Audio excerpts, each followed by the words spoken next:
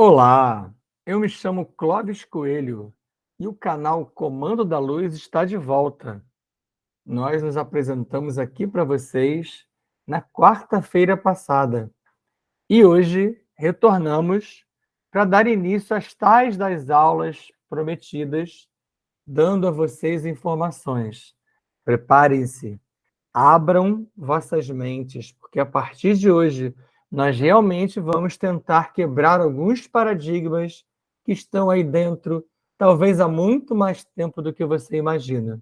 Ah, um detalhe: você deve estar observando que estamos aqui no título com Comando Semente da Luz.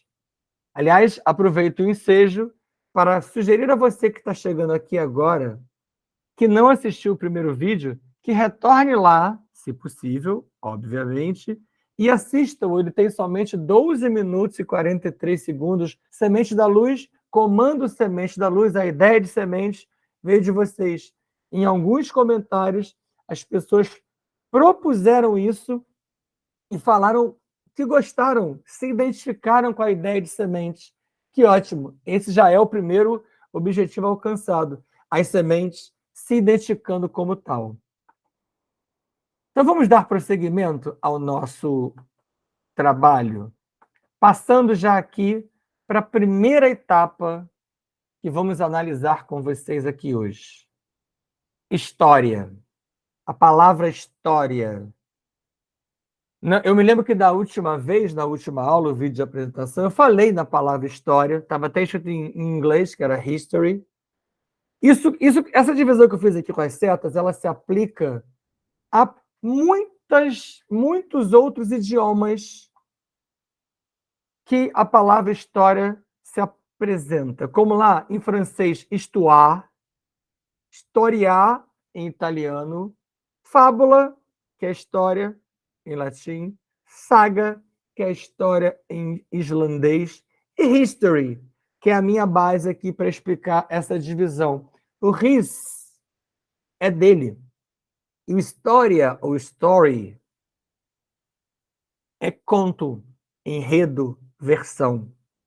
Então, a palavra história, que a gente fala que é a história oficial, a história do povo, a história das civilizações, aquilo que a gente aprende, em geral, nos cursos, escolas, colégios, universidades da vida, são contos, enredos e versões dele, de alguém, de um povo, de uma civilização, de alguém quem? Quem será esse alguém? Quem nos contou essa história? Quem nos montou essa ideia? Esses sítios arqueológicos, que na verdade são grandes portais, esse acúmulo de livros que estão por aí escondidos, armazenados. Lembrando que essa ideia vem do livro A Agenda Pleiadiana, de Barbara Handclaw. Nós concordamos com ela perfeitamente. E a resposta de quem seria esse alguém virá com o tempo. A história que temos nos foi ensinada ou mesmo imposta.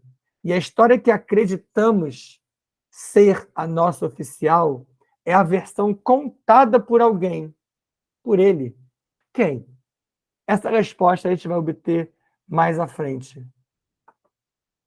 Avaliando, na verdade, analisando um pouquinho mais uma outra palavra, a palavra Eucaristia, se nós dividirmos similarmente como fizemos anteriormente com a palavra história, eu vou ter de um lado eu, que sou eu, né, pessoa, e caristia, que vem do latim Cristo, que é o Messias, que significa mensagem. Essa ideia daqui também vem do mesmo livro citado anteriormente, A Agenda Pleiadiana, de Barbara Handclaw, e nesse momento você percebe que a avaliação que é dada, em geral, para a ideia de Eucaristia, avaliação não, o significado é sacramento central da Igreja, consoante o qual, através das palavras pronunciadas pelo padre, pão e vinho se transubstanciam, respectivamente, do corpo e sangue de Cristo. Isso é o que normalmente é dito, explicado, e não há um aprofundamento no que tange a questão de Eucaristia ser muito mais a mensagem trazida pelo Mestre, por um ser, Jesus Sananda, um ser que é muito mais do que a maioria das filosofias, doutrinas e religiões trouxe para você. E nós falaremos dele, novamente, sem nenhum aprisionamento religioso. Falaremos dele como um mestre, como um ser fora do padrão, muito mais do que até hoje mostraram para você que ele era, que ele foi, na verdade, que ele ainda é. Em qual dimensão estamos, afinal, alocados? Muitos autores, estudiosos, escritores afirmam ainda que nós estamos em 3D aqui no planeta Terra. A abordagem deles está ali no alto, à esquerda, no número 1. 3D seria altura, largura e profundidade. Muitos outros estudiosos, autores, escritores já afirmam, como nós o fazemos, que nós estamos em 4D, porque é também altura, também largura, também profundidade, mas temos que acrescer massa e densidade da matéria bariônica. Isso agrega valor gravitacional, o que nos dá aquela ideia do peso, força-peso que a gente aprende em física nos colégios, escolas e universidades. Portanto, nós somos seres 4D, não 3D. Somos seres 4D. Isso é muito importante que seja entendido, porque eu vou fazer várias referências daqui para frente à dimensão. E para que a gente entenda um pouquinho mais das dimensões, as mais próximas de nós, 5D, ali voltei para o lado esquerdo no alto. Número 3, a 5D é o plano astral inferior da Terra.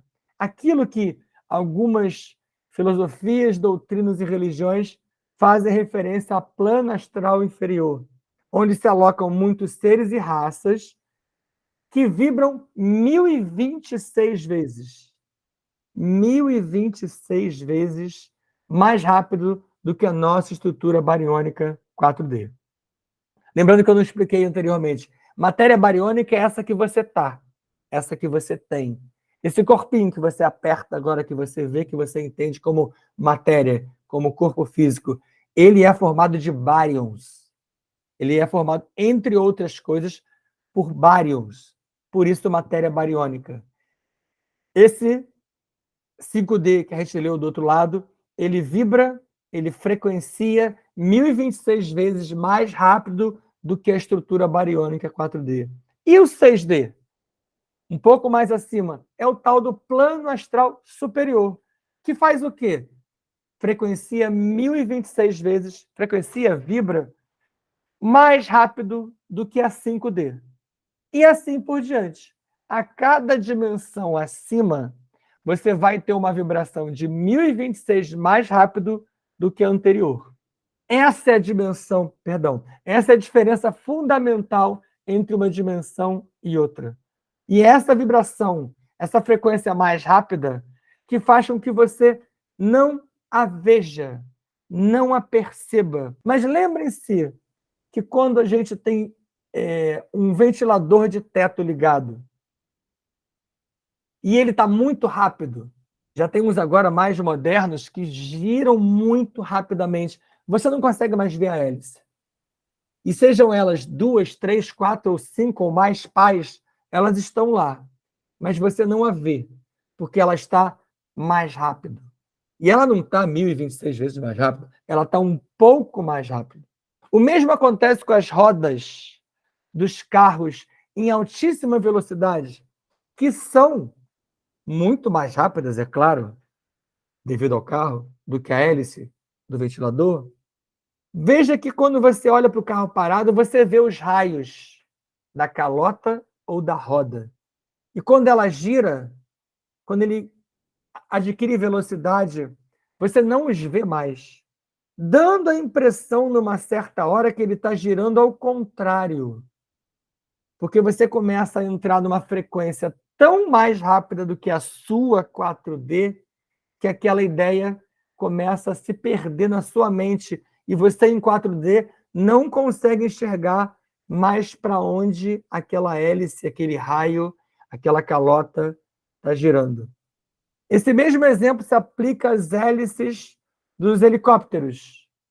Olha depois um helicóptero, você vai perceber como você perdeu aquela direção daquela pá e tem uma hora que ela está ou contínua, única, ou te dando a impressão de estar vibrando, virando ao contrário.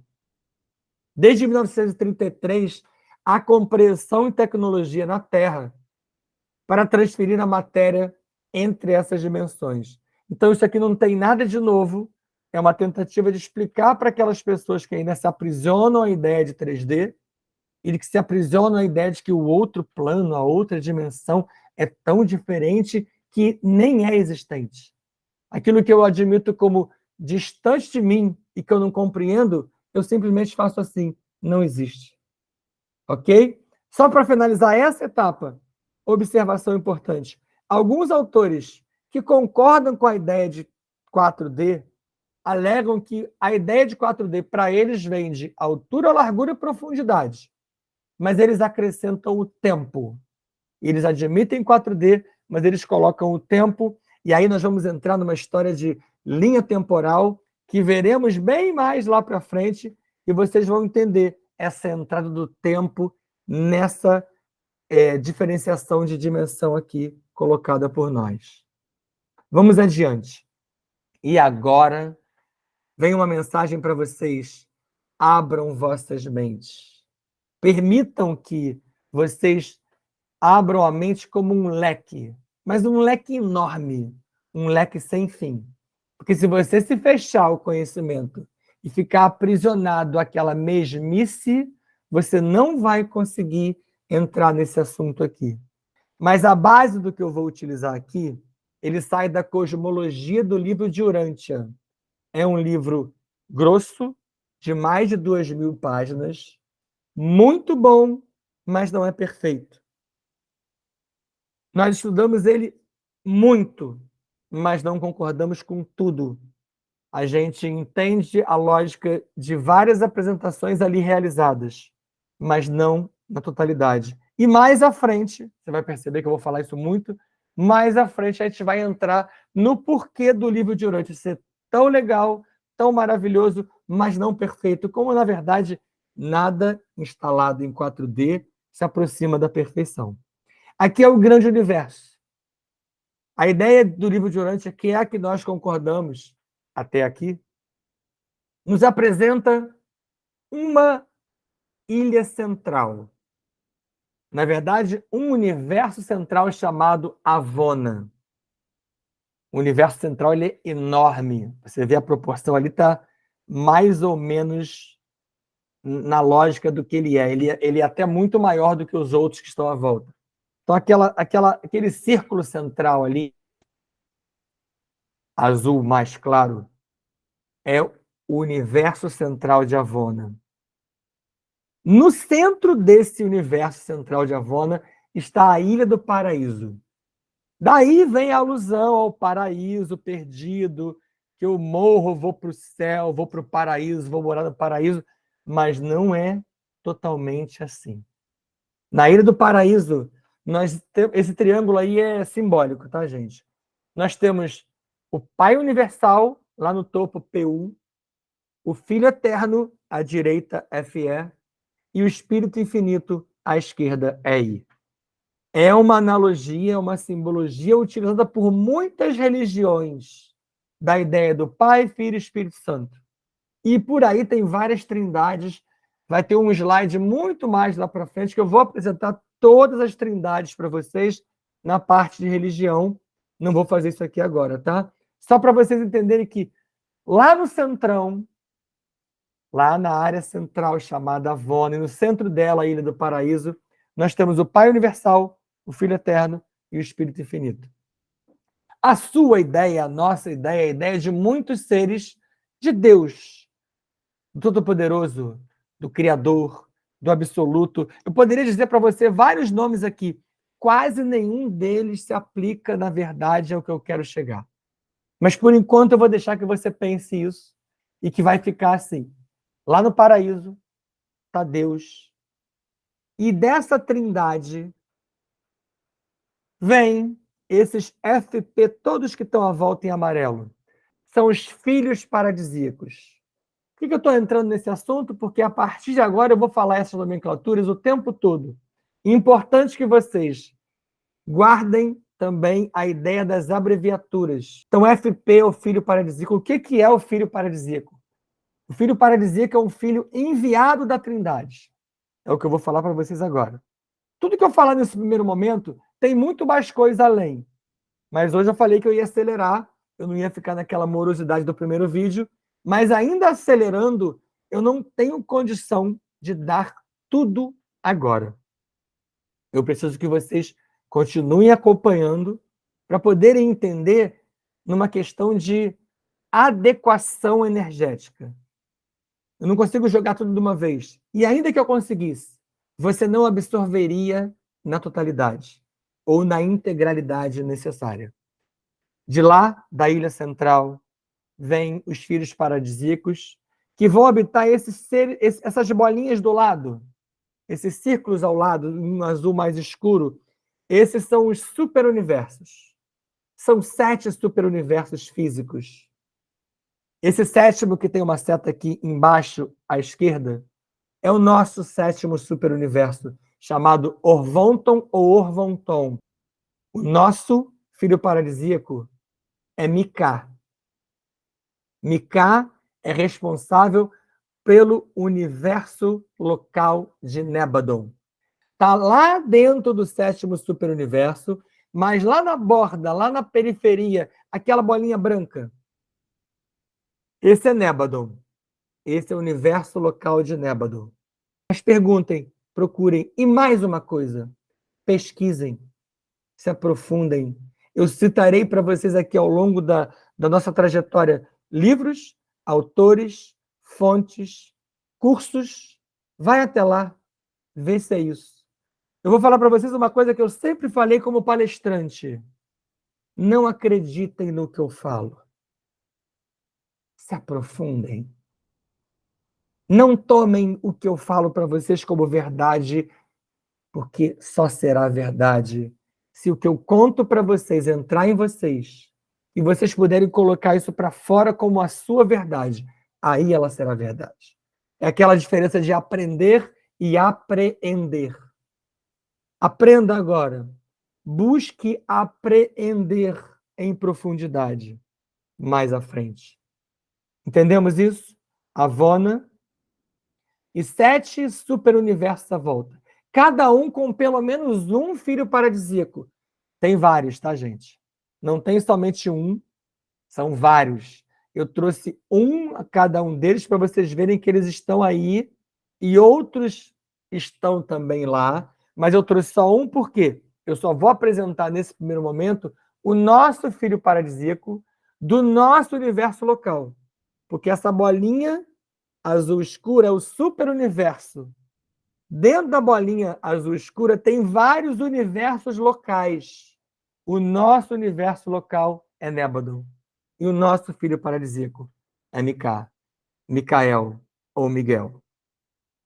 De cara em olhar isso aqui, fala, pô, professor, peraí, você falou da outra em 7 superuniversos. E já me vem você com 12. Eu nem entendi 2. Eu tenho que chegar em 7. E você me apresenta 12. Você vai entender por quê. Os nomes estão aqui. Isso também não é tão simples de achar. O próprio livro de Urântia não passa essa informação. E a Rometria traz esses nomes. Ele apresenta os nomes dos superuniversos assim. Ó. Primeiro nós temos aquele central que eu apresentei para vocês, é Avona. Lá é o centro administrativo e cocriacional do superuniverso. Mais para frente, veremos o que é isso. Primeiro superuniverso, Aratelis. Segundo superuniverso, Mesaguar. Ajaluxahan, o terceiro. O quarto, Merone. Haratreia, o quinto. O sexto tem 2 possibilidades, Linatil ou Termita. Tem bibliografias e autores que falam de um ou de outro, ou dos dois. O nosso Orvonton ou Orvonton. Se você voltar, esses são os 7 superuniversos físicos, porque os outros ali, eles estão em construção. Eles não estão preparados pelos diretores da força e do poder, pelos seres de luz e do Altíssimo, dos Altíssimos.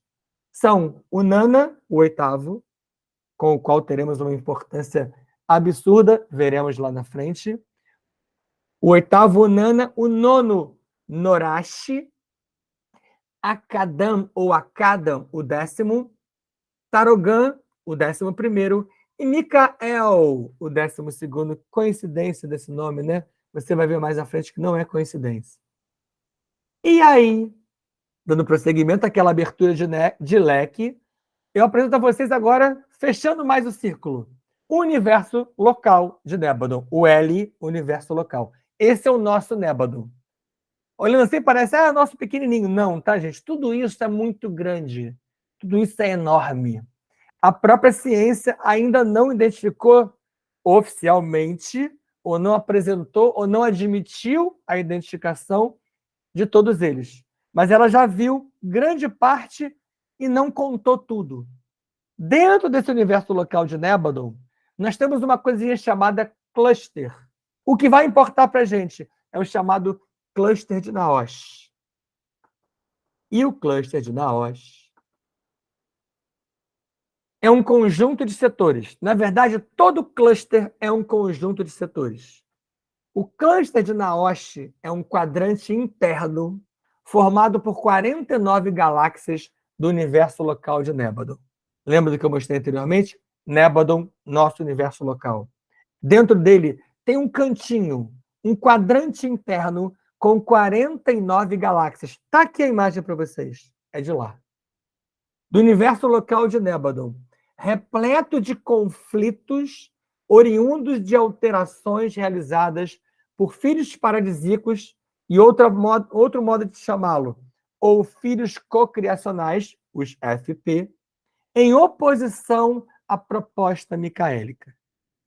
Esse slide aqui me fez montar os anteriores com as imagens e com as explicações do que é um filho paradisíaco e de Nébadon, porque não caberia mostrar para vocês essa explicação caso vocês não tivessem um entendimento do que eu estava falando.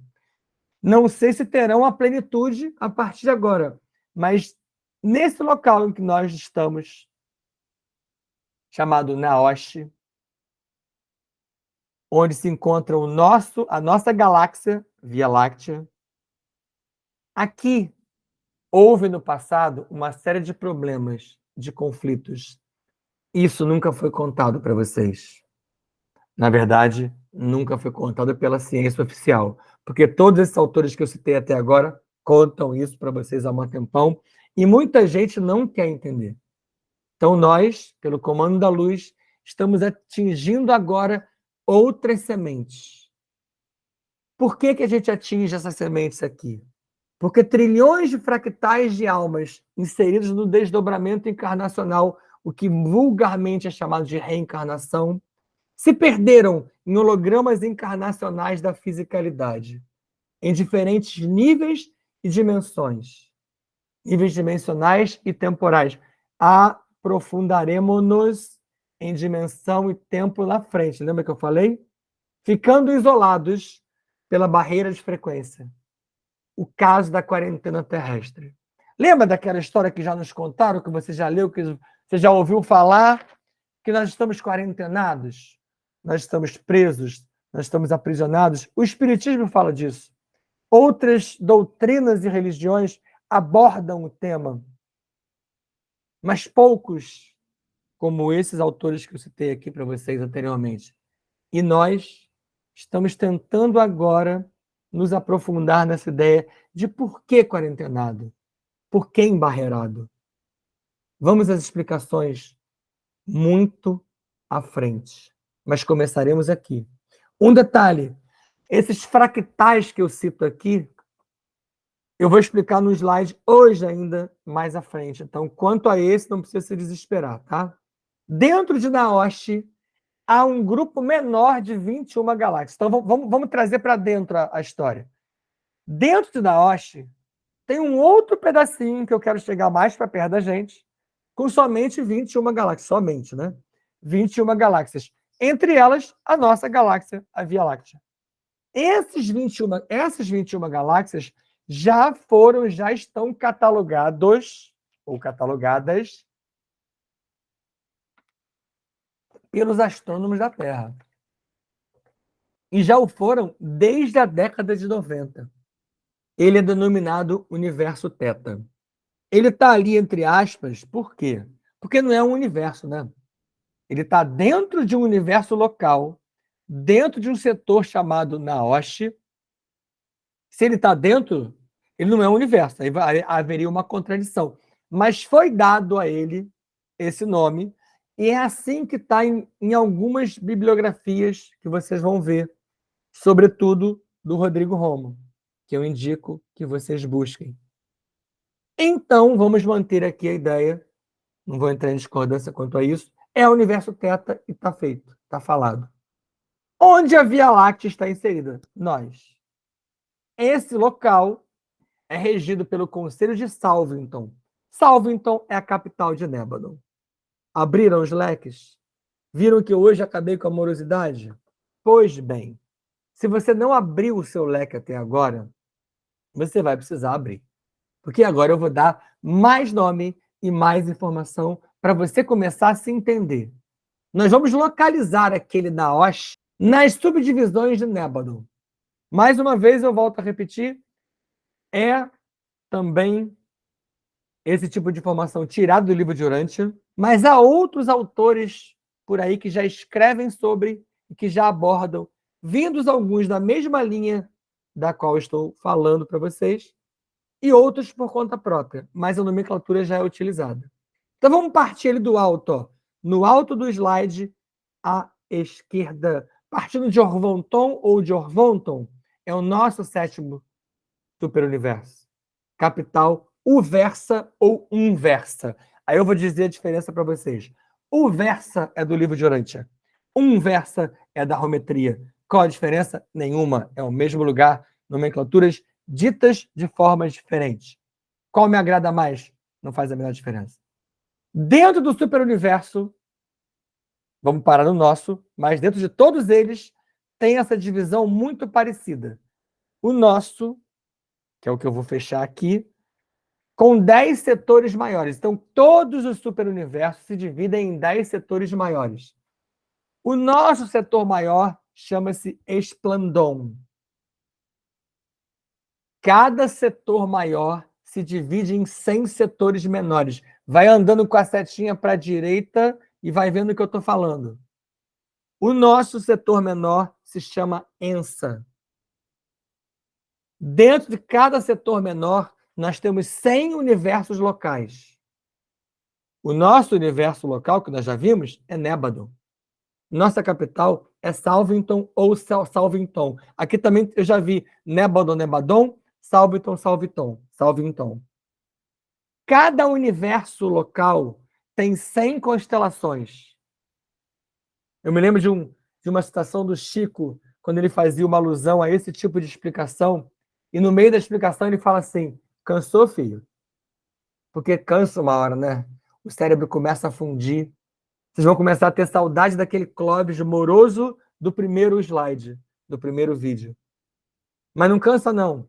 Dentro de cada universo local, são 100 constelações. A nossa é Norlatia Deck.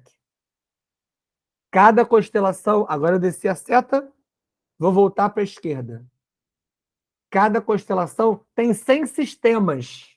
O nosso sistema é o sistema de Satânia. Não se assustem com o nomezinho, tá? Vamos começar a quebrar esses hologramas do nome, que vocês vão descobrir aqui conosco que os nomes Satã, Lúcifer, Belzebu, entre outros, foram completamente deturpados. O nosso sistema é Satânia. É aí que está Naoshi. Dentro do sistema de Satânia, que está aquele cluster de Naoshi que eu localizei para vocês no slide anterior. E dentro de Naoshi, Naoshi é esse paralelogramo que está inclinado. Aquela bolinha lá no meio, meio esverdeada, é o universo Teta. Onde está a Via Láctea? Nossa galáxia. Deu para entender, gente? Eu sei que vocês não podem me responder nem levantar a mão agora. Um dia, quem sabe. Cada sistema tem 1000 mundos habitados. Ou, segundo o livro de Urântia, o objetivo é que cheguemos a 1000 mundos habitados. Quando um local é construído pelos seres, os mundos vão sendo habitados aos poucos, né? Não são 1000 habitados de uma vez. Nós mesmos, aqui, somos um dos mundos habitados, outros não são. Isso é assunto mais para frente. São 1000 mundos habitados. O nosso, a Terra ou Urântia, um OBS, são 100.000 galáxias dentro de Nébado, fazendo um apanhado de todos esses números que eu apresentei aqui. Isso é fabuloso, não é? Eu acho. Vou te falar que, vendo a cosmologia do livro de Urântia, estudando isso aqui com os diversos autores que temos, abordando isso e apresentando isso para vocês, eu me sinto particularmente emocionado. E o universo Teta? É regido pelo Conselho dos Arcanjos e Elohims, ou Elohims, os quais fazem parte do Conselho da Ordem dos 49 Anciões de Nébado. São os conselhos, são as hierarquias, são os seres que estão lá no alto, aquilo que a gente chama de seres do alto, os elevados, os que nos ajudam, que a gente só chama de anjo, arcanjo, santo e etc. São vários outros. Nele existe todo um esquema de pesquisa da alma, à medida que os fractais de alma vão retornando ao eu sou. Só rapidinho para vocês poderem sacar essa ideia. Quem entende, quem aceita, quem admite a ideia do espírito, entende uma comparação direta aqui agora do fractal de alma como sendo aquilo que você achava até então que era espírito. Era só isso, não é mais. O que acontece aqui? Esses fractais de alma, eles vão retornando ao eu sou. Veremos isso aqui já já no próximo slide. Em Teta, nosso universo Teta, os gradientes de polaridade ou dualidade são extremos. O que é esse gradiente de polaridade e dualidade? Essa coisa de feio e bonito, certo e errado, alto e baixo, bom e mal. Essa coisa do dual, que nós sentimos uma extrema, uma incrível necessidade de ter, que nós nos aprisionamos. Isso aqui é muito forte. Em lugares em que isso já foi superado, ou que tem um gradiente menor, você percebe uma leveza que você não tem aqui. Isso gera desconexão da consciência com a sua essência. Nós para com o nosso eu superior. E, consequentemente, o aprisionamento dos seres na Matrix ou matriz de controle, a famosa MC, que vai aparecer muito para frente. Teta representa um campo escola, onde 4 trilhões, olha quanta gente. Você achava que estava sozinho, né? 4 trilhões de fractais de almas experienciam pelos diversos mecanismos de efusão encarnacional, vulgarmente conhecido como encarnação, para aprender a criar realidades cada vez menos distorcidas e harmônicas. É o nosso objetivo. É o seu objetivo. Você vai tentar em cada existência, eu espero que nessa, espero profundamente que agora você vá buscar criar realidades cada vez menos distorcidas e cada vez menos harmônicas. Perdão, ao contrário, cada vez mais harmônicas. Falha minha. E você pode pensar assim, Clóvis, como é que eu vou criar? Você lembra de uma passagem que vós sois deuses? Vós tendes a capacidade de criar ou de co-criar. Você é capaz de criar. Você é capaz de qualquer coisa. Sabe por que você não faz? Você não acredita nisso. A forma humanoide foi implantada dentro desse universo Teta. Você é a forma humanoide. Eu sou a forma humanoide. Hoje. Agora. Nós vamos entender isso também. Ela foi implantada aqui por Metraton. Metraton é mais um FP. É mais um filho paradisíaco. Você vai reconhecê-lo mais à frente em muitos projetos. E seus colaboradores no projeto de expansão da estrutura humanoide em nossa galáxia, seguindo o antigo projeto traçado por Starrer, outro FP, outro filho paradisíaco. E Mika, esse eu já apresentei a vocês. E o Conselho Kármico de Anciões. É uma hierarquia enorme de seres que se responsabilizam pelo karma. Todo aquele karma que é tão mal trabalhado e cuja ideia é tão erroneamente dada em muitos lugares. Mas aqui nós vamos trazer a ideia do karma mais suave, mais adequado, mais real. Grande parte dos fractais de almas dos mundos de Teta se utilizam do magismo se utilizavam do magismo, se bem que se utiliza ainda se prende, se utilizavam do magismo para atingir as realidades mais sutis e o despertar da consciência. Assim, surgiram lá atrás as escolas de magia. E as escolas de magia é assunto para o próximo vídeo. Mas não acabou, não. Se você achou que hoje eu saí da amorosidade demais, veja aqui a parte final. Vamos entender a atuação do filho paradisíaco? O filho paradisíaco também é chamado de holoide uno. O que o filho paradisíaco faz? Todos eles. Metraton, Emanuelis, Starrer, Mika, entre outros. Ele faz a fecundação com os códigos dele de uma coisa chamada malha neural. Essa malha neural é o que a gente chama de supramônada. Lembra que eu falei que a gente estava em 4D? Olha onde está essa supramônada. A supramônada ela vai de 46D a 144D. É muito D longe da gente, né? É muito lá em cima. Para poder entender uma supramônada, você tem que avaliar ela como uma IA, ou uma inteligência artificial. Tem vários filmes e séries que tratam disso, não é à toa que eles tratam disso. Ou uma egrégora, ou uma consciência formatada à imagem e semelhança, e aí está a ideia de imagem e semelhança real. A supramônada que é formatada à imagem e semelhança de um FP, filho paradisíaco, ancestral ou novato, essa ideia será explicada depois. Essa supramônada, ela se filamenta, ela se desdobra, ela se abre em braços chamados mônadas.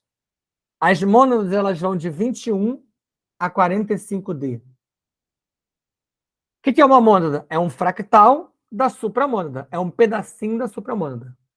Ela representa um amontoado de informações técnicas sem cunho pessoal. Aqui não tem uma questão de pessoalidade, de persona. São consciências, não dá nem para chamar de seres, gente. Muito lá em cima. O que a mônada faz? Cada mônada se filamenta, se desdobra, se abre em braços. Eu sou, ou eu superior, entre 10D e 20D.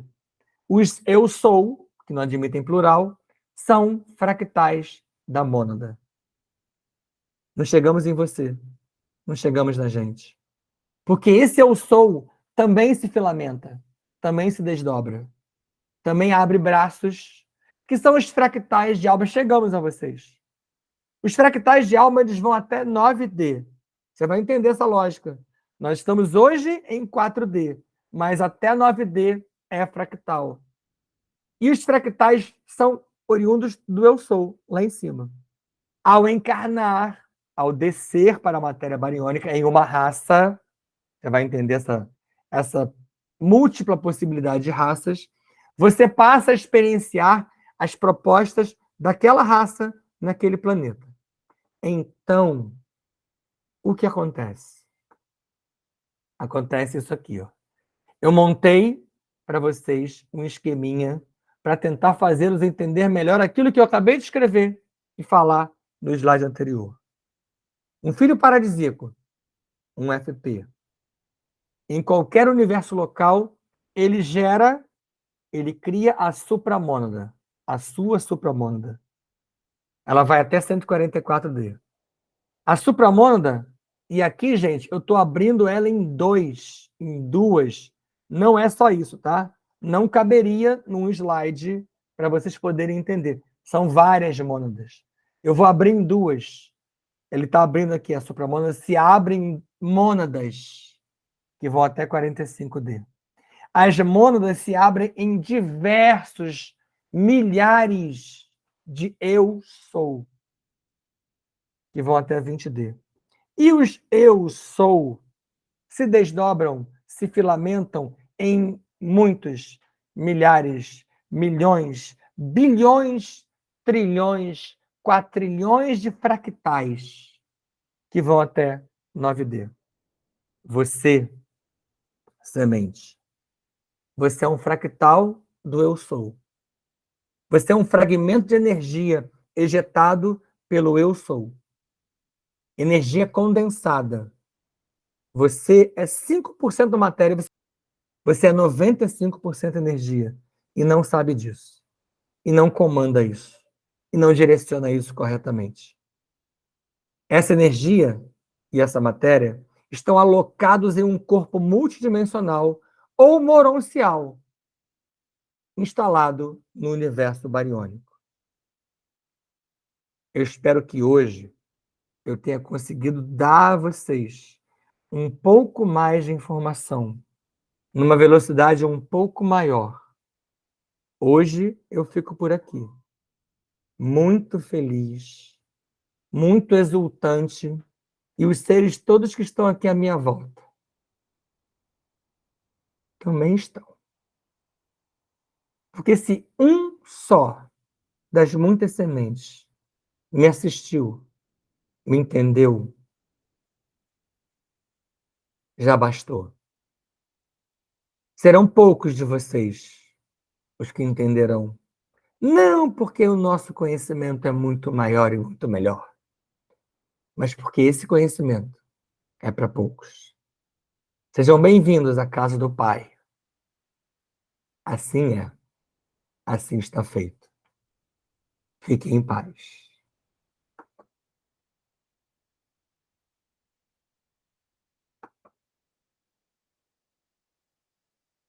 Beijo no coração de vocês.